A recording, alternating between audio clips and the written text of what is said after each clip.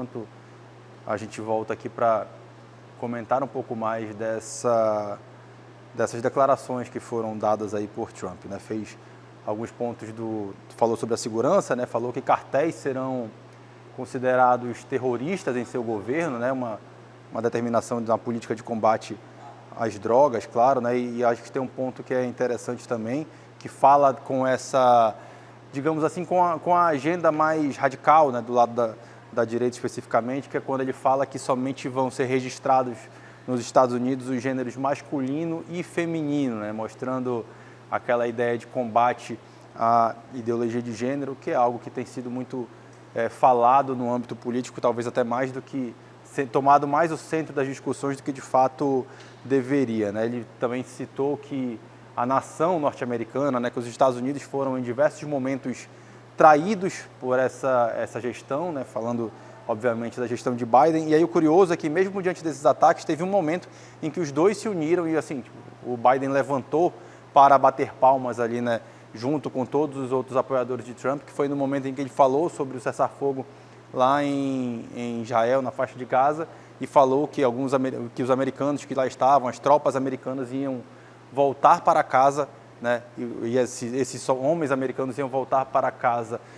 Acho que a gente está com o nosso correspondente aqui lá em Washington, o Pedro Paiva está lá acompanhando essa cerimônia com a gente, está do lado de fora. Queria colocar ele aqui na tela para a gente saber essa repercussão. Pedro, boa tarde para você, prazer falar com você nesse momento. Como é que está sendo essa recepção aí desse discurso do Trump aí nos Estados Unidos? Olá, Dante, boa tarde para você, boa tarde para todo mundo que está nos assistindo. Sim, esse discurso, ele acontece agora, é assistido por milhões de americanos aqui nos Estados Unidos, muitos deles, né, aqui na cidade de Washington, na capital dos Estados Unidos. Esse discurso que aconteceu logo aqui dentro do Capitólio, isso porque está um frio tremendo aqui, vocês conseguem ver, né, que a gente tem que estar bem encapotado para conseguir aguentar ficar aqui fora. E esse discurso, como você bem colocou, ele não surpreende em algumas áreas que já são áreas comuns de Donald Trump. Por exemplo, quando ele falou aí a questão, né, do gênero masculino e feminino, né, essas pautas de costumes, Donald Trump foi na linha que ele vem sempre. Ele também foi numa linha muito semelhante em relação à imigração. Né, falou mais uma vez que vai fechar a fronteira dos Estados Unidos com o México, e ele hoje, inclusive, acabou de dar aqui no discurso dele, né, a indicação de que uma das ordens executivas que ele deve assinar hoje vai ser a ordem executiva que vai dizer respeito à política permaneça no México, uma política que foi muito polêmica na época em que ele era presidente dos Estados Unidos e que basicamente faz com que pessoas que buscam asilo nos Estados Unidos e que chegam pela fronteira terrestre tenham que aguardar a decisão do lado mexicano, né?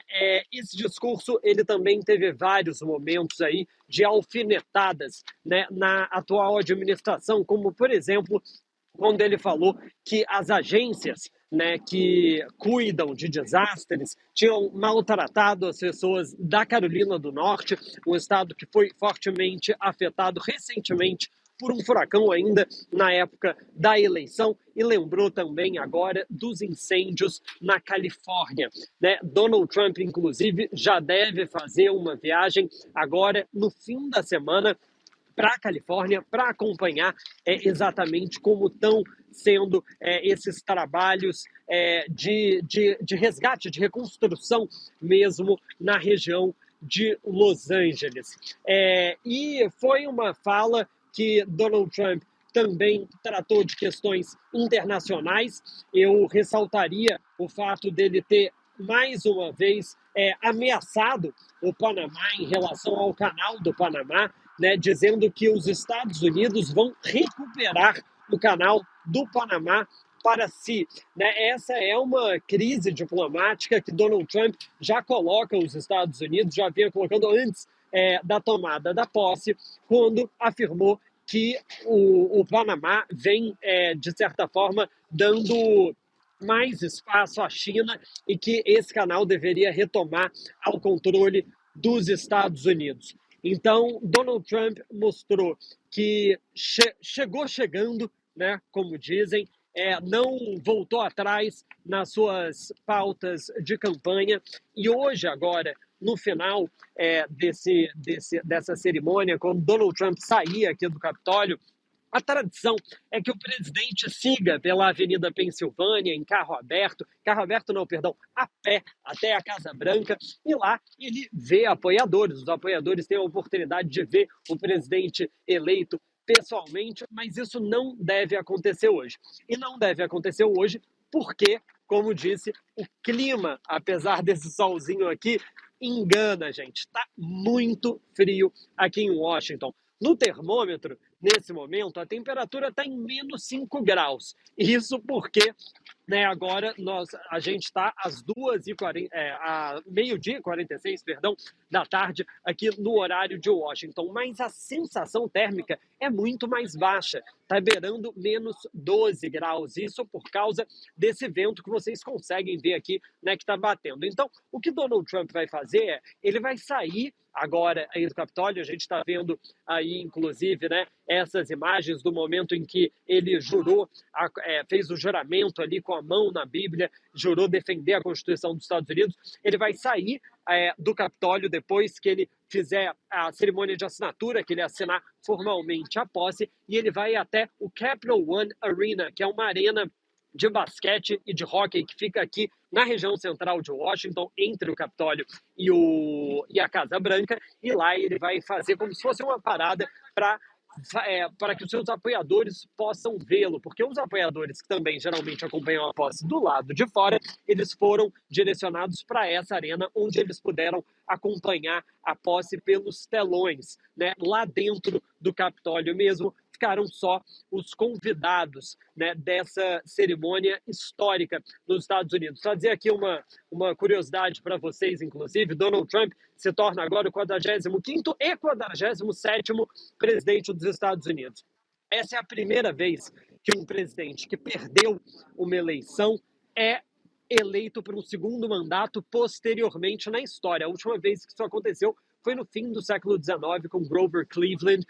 Então, é um dia histórico para os Estados Unidos e existe, claro, agora bastante ansiedade sobre o que vai acontecer a partir das 5 da tarde na Casa Branca, que é quando Donald Trump vai para o Salão Oval e vai começar a assinar as primeiras ordens executivas desse governo. E aí a gente vai ver o que Donald Trump vai, de fato, cumprir de promessa de primeiro dia. Ele falou, por exemplo, de começar uma deportação em massa já no primeiro dia. Ele falou de revogar as políticas do governo Biden. Isso tudo a gente vai acompanhar durante o dia e vai trazer aqui em detalhes para vocês na A Crítica. Tá certo, Pedro. Queria te agradecer aí por essas informações. Pelo que eu estou vendo, o mais perto que você vai chegar de calor hoje é estar falando com a gente aqui em Manaus, porque o negócio aí tá frio, vejo pelo jeito, mas a política também tá bem quente. A gente vai contar com você ao longo desse dia, viu? Exatamente, eu vou estar aqui com vocês, gente. É bom que vocês me mandam um pouquinho de calor para eu conseguir resistir aqui conversando com vocês. Tá certo, Pedro. Obrigado aí pelas informações importantes aqui pra gente. Qualquer coisa, só chamar, você tem prioridade aqui, viu? Tá aí, né, trazendo esse balanço. O Pedro deu uma boa resumida aí sobre esse balanço aí do discurso, da posse de Donald Trump, né? Um discurso que não chega de fato a surpreender, mas que dá uns caminhos, né? Quer ficar por dentro de todo o universo da programação de A Crítica? Então se inscreve no nosso canal, aciona o sininho que você vai ficar por dentro de tudo e não vai perder nenhum detalhe. Vem com a gente!